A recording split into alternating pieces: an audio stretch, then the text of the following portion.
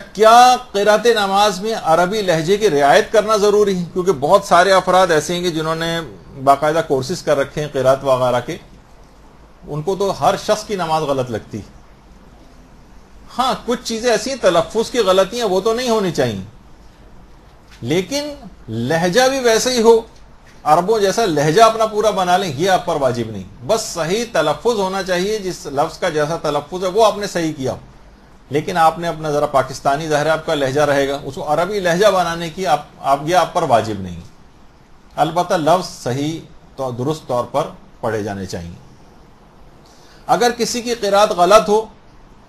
تو کیا اسے بتانا ضروری ہے؟ امر بالمعروف و نہی عن المنکر کے اعتبار سے تو آپ کی شرعی ذمہ داری ہے جو کہ مسائل میں آتی ہے، یعنی اگر کوئی اس طرح سے فاحش غلطیاں دوران نماز کر رہا ہے تو آپ اس کو بتائیں کہ آپ کی نماز میں یہ غلطیاں ہو رہی ہیں، تاکہ وہ اپنی صحیح نماز کر لے، اور بعد کی زندگی بھی بہرحال آپ خود بھی اس کی جب تک وہ صحیح نمازیں پڑھتا رہے گا آپ بھی اس کے ثواب میں شریک ہو جائیں گے، تو بتا دیں اس کو۔ ایک سوال یہ ہوتا ہے کہ ہم نے حضور قلب سے نماز سرسری طور پر پڑھتے چلے گئے، بڑا شرمندگی ہوئی کہ مثلا کسی آیت کو بھی تو بالکل ہم نے یاد بھی نہیں رہا کہ اچھی طریقے سے اس کو پڑھا بھی ہے نہیں، تو کیا اس کی تکرار کر سکتے ہیں حضور قلب کے ساتھ، یعنی کنسنٹریشن سے؟ تو اس میں کوئی فرق تو نہیں پڑے گا؟ تو اس کا بھی علماء نے یہ جواب دیا کہ حضور قلب سے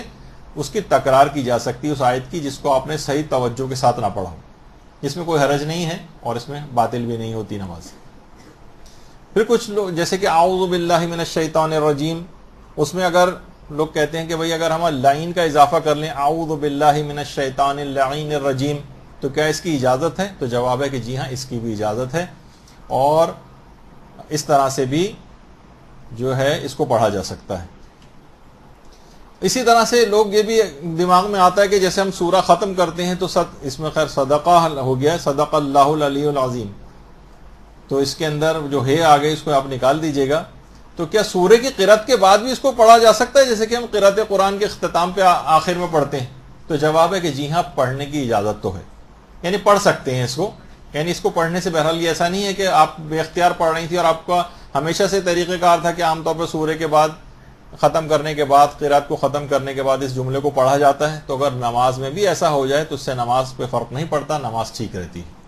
برحمتك يا أرحم الراحمين